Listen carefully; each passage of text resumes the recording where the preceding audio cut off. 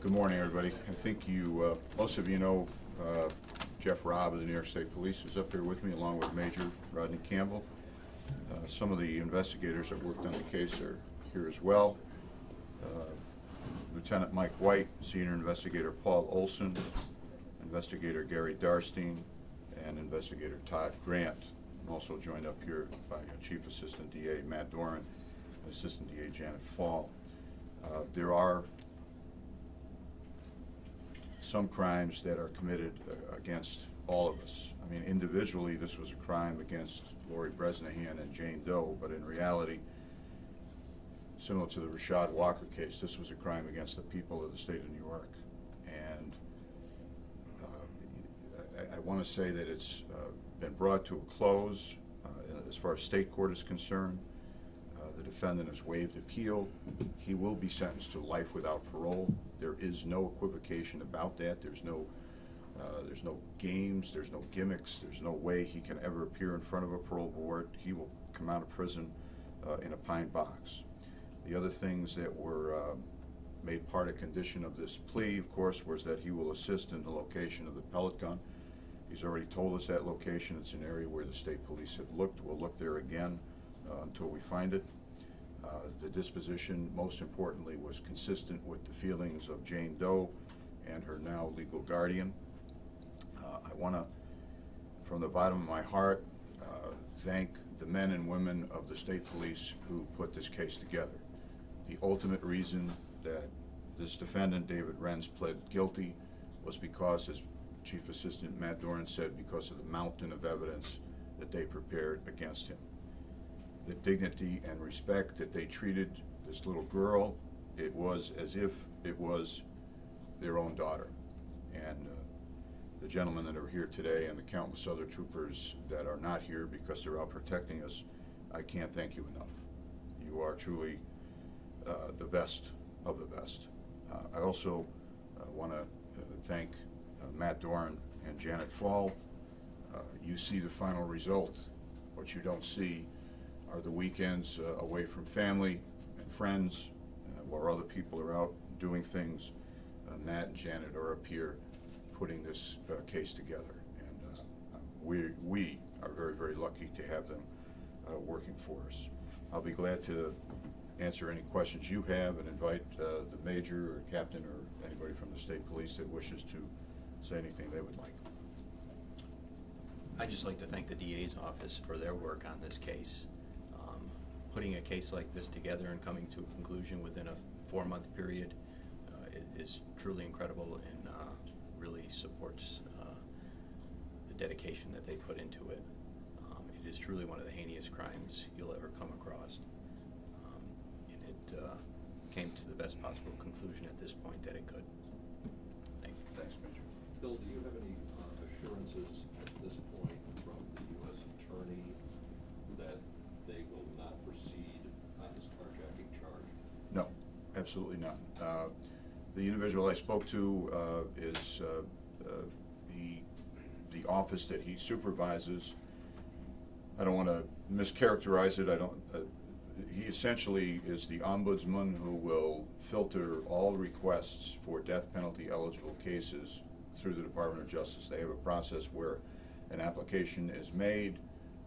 It is then assigned to several senior members of DOJ, perhaps himself as well, he indicated, and they would then make a decision as to whether or not to pursue the death penalty. Ultimately, the decision is made by the Attorney General, Eric Holder. Historically, Attorney General Eric Holder has not aggressively sought the death penalty. This would be an entirely different circumstance if it was, for example, John Ashcroft, who was the Attorney General. So I have had no assurances, one way or the other, what the federal government will do. Did it, in effect, though, did this discussion of a federal death penalty Yes. give you some leverage here in achieving this agreement with Mr. Renz? Absent the assertion by the Department of Justice that they could potentially seek the death penalty, there's basically little or no motivation for Mr. Renz to have pled guilty. He's taking life without parole. Juries sometimes reach verdicts that don't appear to be consistent with the facts. I can tell you that this would have been nothing more than a slow guilty plea, that he would have been convicted. And so I don't know, I can't answer that, Bill. My gut tells me that it probably was a factor, because right now his attorneys are most concerned about saving his life. If I could just ask one more question. Yep. You've dealt with this case now for several months. You've had a close-up look at David Renz. Have you put together in your own mind what is the motivation? What's behind all this? Well, it was a crime of violence. It was a crime of violence not only against Lori but against little Jane Doe.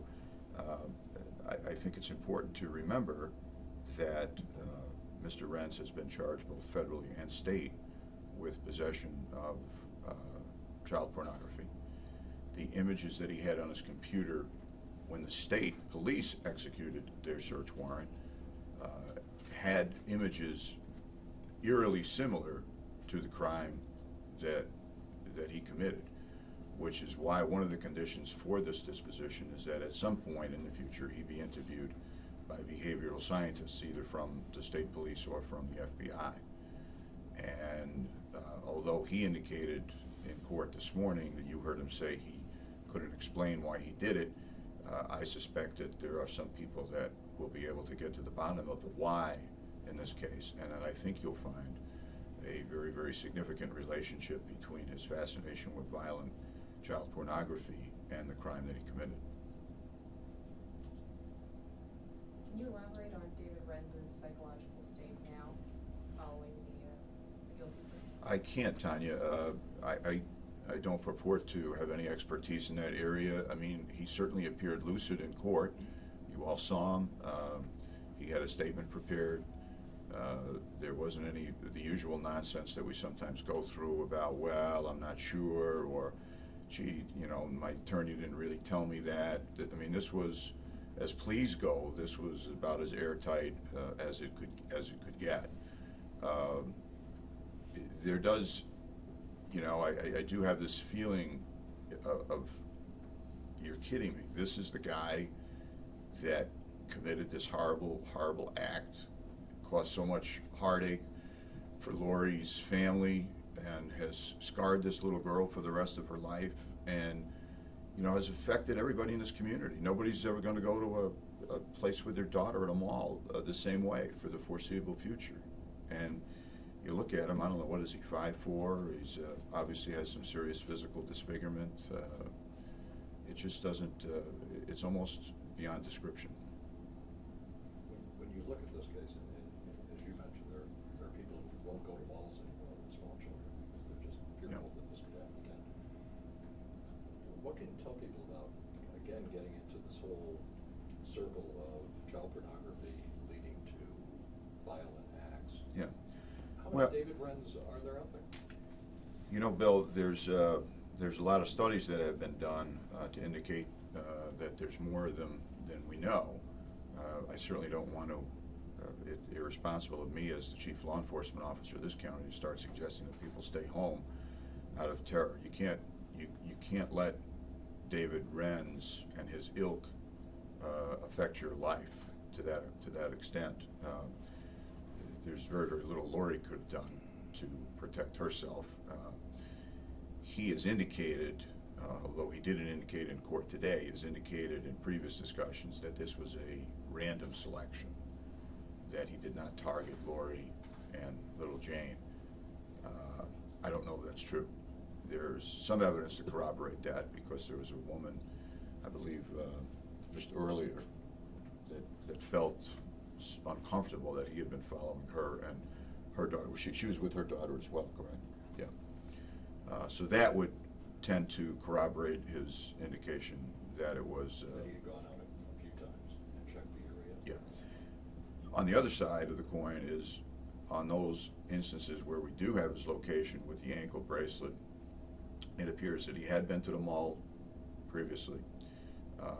He had the pellet gun, he had the knife for several days, and he certainly had the pornography for an extended period of time. So I don't want anybody to say, you know, I was going to do this, but because there might be a David Renz lurking out there, you know, I'm not going to do it. That would make him too important, quite frankly.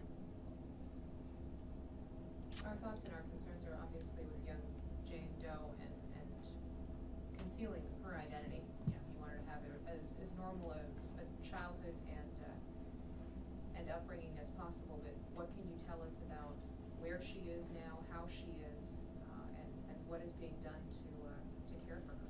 Tanya, you know, this is a long-term project for Jane. Right now, she is surrounded by an incredibly nurturing, loving, supportive environment. There are numerous people, some of whom were in court this morning, that love her and are caring for her, making sure that she gets proper counseling if necessary. I am told that she's very, very energetic, that she's resilient. Chief ADA Matt Doran and probably Investigator Todd Grant, who's here, probably dealt with her the most, and both of them have indicated that she is one incredible, resilient, bright, tough individual. And I would be remiss if I didn't mention to the people in this room, I know that most of you, if not all of you, know who she is.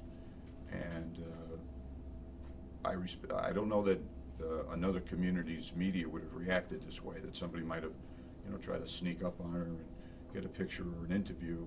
You have been very, very fastidious in protecting her identity, and I appreciate that very much. And I think she'll do okay. I think she'll do okay. Thank you, folks. Thanks, everybody.